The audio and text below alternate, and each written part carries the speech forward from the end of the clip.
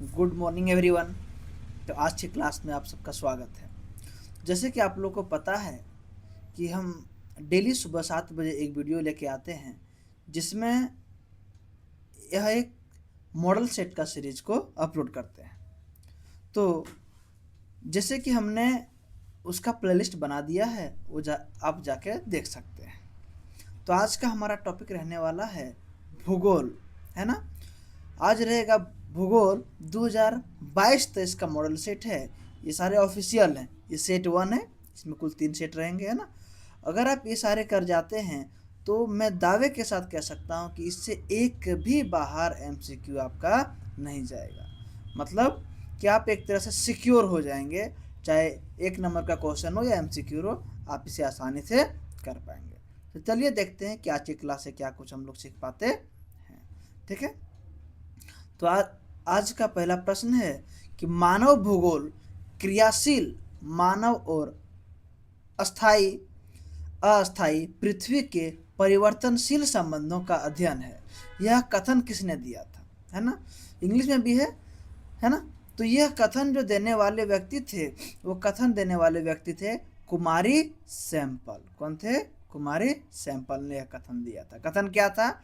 तो कथन था कि मानव भूगोल क्रियाशील मानव और अस्थायी पृथ्वी के परिवर्तनशील संबंधों का अध्ययन के बारे में बताया था। दूसरा क्वेश्चन है, निम्नलिखित में से कौन सा एक विरल जनसंख्या वाला क्षेत्र नहीं है? इनमें से बोला है, ध्यान दीजिएगा, यहाँ ऑप्शन में से इनमें से कौन नहीं है? तो इनमें से दक्षिण पूर्वी एशिया नहीं है। अगर भारत ने पूछता तो हम 7 सिस्टर की ओर चले जाते। ठीक है। और अगर, ठीक है, समझिएगा। नेक्स्ट क्वेश्चन है कि प्रतिकर्ष आकर्षक कारक उत्तरदायी है। तो प्रतिकर्ष आकर्षक कारक जो है, इसको कहते हैं पुश और pull factor is responsible for. तो वह प्रवास के लिए किसके लिए उत्तरदायी है? फॉर माइग्रेशन के लिए। नेक्स्ट क्वेश्चन है कि सबसे कम लिंगानुपात किस देश का है? तो सबसे कम लिंगानुपात के बारे में पूछ रहा है ना। इनमें से पूछ रहा है तो यूनाइटेड अरब अमीरात का है, यूएई। किसका है? यूएई का है। नेक्स्ट क्वेश्चन है कि मानव विकास की अवधारणा निम्न में से किस विद्वान की देन है? तो मानव विकास की अवधारणा देने वाले जो थे वो आपका डॉक्टर महबूब उल हक थे। कौन थे? डॉक्टर महबूब उल हक थे। नेक्स्ट क्वेश्चन है, निम्न में से कौन सा रोपण कृषि नहीं है? कौन सा रोपण कृषि नहीं है? तो गेहूं रोपण कृषि में नहीं है। नेक्स्ट क्वेश्चन है कि निम्न में से किसमें उच्चतम साक्षरता दर है? इसमें से पूछ रहा है। तो उच्चतम साक्षरता दर इनमें से लक्षद्वीप का है। किसका है? लक्षद्वीप का है। नेक्स्ट क्वेश्चन है, सन 2011 की जनगणना के अनुसार भारत की जनसंख्या कितनी है? तो 2011 की जनगणना के अनुसार पूछ रहा है। तो उसके अनुसार भारत की जनसंख्या 121.01 करोड़ है। नेक्स्ट क्वेश्चन है कि नई औद्योगिक नीति की अवधारणा कब की गई थी? तो नई औद्योगिक नीति की अवधारणा थी। नेक्स्ट क्वेश्चन है, निम्नलिखित में से कौन सा नदी के तट पर अवस्थित नहीं है? कोलकाता हुगली के बगल में है, आगरा यमुना के तट पे है, पटना गंगा के तट पे है। तो कौन सा बच जाता है आपका? एक भोपाल। भोपाल किसी नदी के तट पे नहीं है। नेक्स्ट क्वेश्चन है, शुष्क कृषि में निम्न में से कौन सी फसल नहीं बोई जाती है? तो जो नहीं बोई जाती है इनमें से वो है गन्ना है। क्या है? वो गन्ना शुष्क कृषि में नहीं बोया जाता है। नेक्स्ट क्वेश्चन है, भारत में नदी द्रोणी में उपभोग योग्य जल सर्वाधिक निम्न में से किसमें है ना। तो ये जो क्वेश्चन बोल रहा है भारत में नदी द्रोणी में से, क्या? द्रोणी में से उपभोग योग्य जल जो है सिंधु में से। किससे है? सिंधु में से है। नेक्स्ट क्वेश्चन है, हीराकुंड डैम किस नदी पर बनाई गई है? तो हीराकुंड डैम जो है महानदी पर बनाई गई है। कहाँ बनाई गई है? महानदी पे। ध्यान दीजिएगा। ठीक है, उड़ीसा में है। नेक्स्ट क्वेश्चन है, वर्ष 2011 के अनुसार 50 लाख से अधिक जनसंख्या वाला नगर निम्न में से कौन सा है? तो 2011 के अनुसार बोल रहा है तो वह सूरत है। कौन सा है? सूरत है। नेक्स्ट क्वेश्चन है चलवासी पशुचारण करने वाले जनजाति कौन सी है? तो चलवासी पशुचारण करने वाली जनजाति मसाई है। कौन सी है? मसाई है। नेक्स्ट क्वेश्चन है विश्व में सर्वाधिक जनसंख्या केंद्रित है। तो विश्व में सर्वाधिक जनसंख्या जो केंद्रित है वो आपका मैदानी क्षेत्र में। कहाँ है? मैदानी क्षेत्र में है। नेक्स्ट क्वेश्चन है निम्न में से किसने संयुक्त अरब अमीरात के लिंग अनुपात को निम्न किया है? तो वो जो थे वो फैक्टर थे पुरुष कार्यशील जनसंख्या और चयनित प्रवास को। नेक्स्ट क्वेश्चन है निम्नलिखित में से कौन सा देश उच्च मानव विकास वाला है? तो उच्च मानव विकास वाला नॉर्वे है। कौन सा है? नॉर्वे है। नेक्स्ट क्वेश्चन है निम्न प्रदेश में किसने विस्तृत वाणिज्य अनाज कृषि नहीं की जाती है? तो बोल रहा है क्या? विस्तृत वाणिज्य अनाज कृषि नहीं किया जाता है। तो वह जो नहीं किया जाता है अमेजन क्षेत्र में। कहाँ? अमेजन क्षेत्र में। नेक्स्ट क्वेश्चन है भारत का प्रति वर्ग किलोमीटर जनघनत्व वर्ष 2011 के अनुसार कितना है? मतलब जनसंख्या घनत्व का बात कर रहा है। तो 2011 के अनुसार 382 व्यक्ति पर स्क्वायर किलोमीटर है। नेक्स्ट क्वेश्चन है निम्न में से कौन सा कारक प्रवास का आकर्षक या अनुकूल कारक है? प्रवास का बोल रहा है।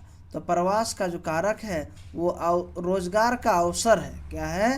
रोजगार का अवसर है।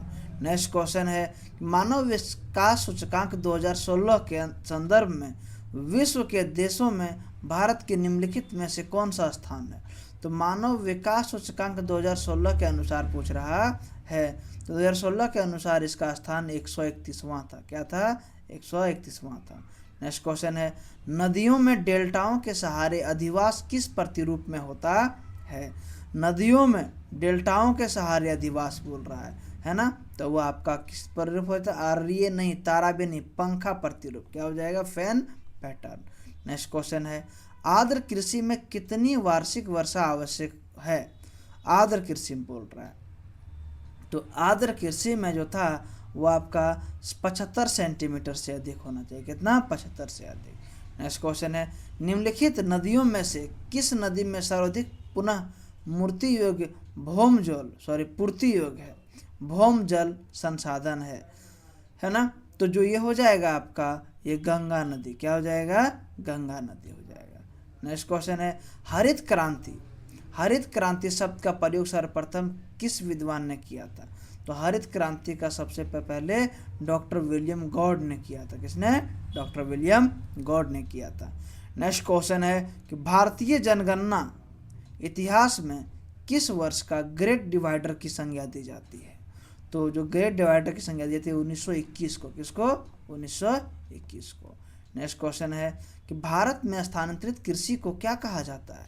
तो भारत में जो स्थानांतरित कृषि होता है उसे झूम खेती कहा जाता है। एक मिनट, हाँ ठीक है, झूम खेती कहा जाता है। नेक्स्ट क्वेश्चन है कि दो देशों के मध्य व्यापार कहलाता है। तो जो दो देशों के मध्य व्यापार होता है उसे अंतरराष्ट्रीय व्यापार कहते हैं। क्या कहते हैं? अंतरराष्ट्रीय व्यापार कहते हैं। नेक्स्ट क्वेश्चन है कोची पतन अवस्थित है। मतलब कोची पोर्ट कहाँ लोकेटेड है? तो कोची पोर्ट आपका केरल में है। कहाँ है? केरल में है। कालीकट भी केरल में ही, ध्यान दीजिएगा, है ना? जहाँ सबसे पहले वास्को डी गामा आए थे 1498 में। नेक्स्ट क्वेश्चन है विश्व का व्यस्त समुद्री मार्ग कौन सा है ना? सबसे व्यस्त समुद्री मार्ग के बारे में पूछ रहा है। तो वह कौन सा है? ये नॉर्थ अटलांटिक ओशियन रूट है। ऑप्शन नंबर सी सही हो जाएगा। नेक्स्ट क्वेश्चन है पनामा नहर किसको किसको जोड़ता है? Panama canals connects. तो पनामा नहर जो जोड़ता है वो हो जाता है प्रशांत महासागर को अटलांटिक महासागर से जोड़ता है, पैसिफिक ओशियन को अटलांटिक ओशियन से। नेक्स्ट क्वेश्चन है ट्रांस साइबेरियन रेल मार्ग किस देश में अवस्थित है? तो ट्रांस साइबेरियन जो रेल मार्ग है वो रूस में है। कहाँ है? रूस में है।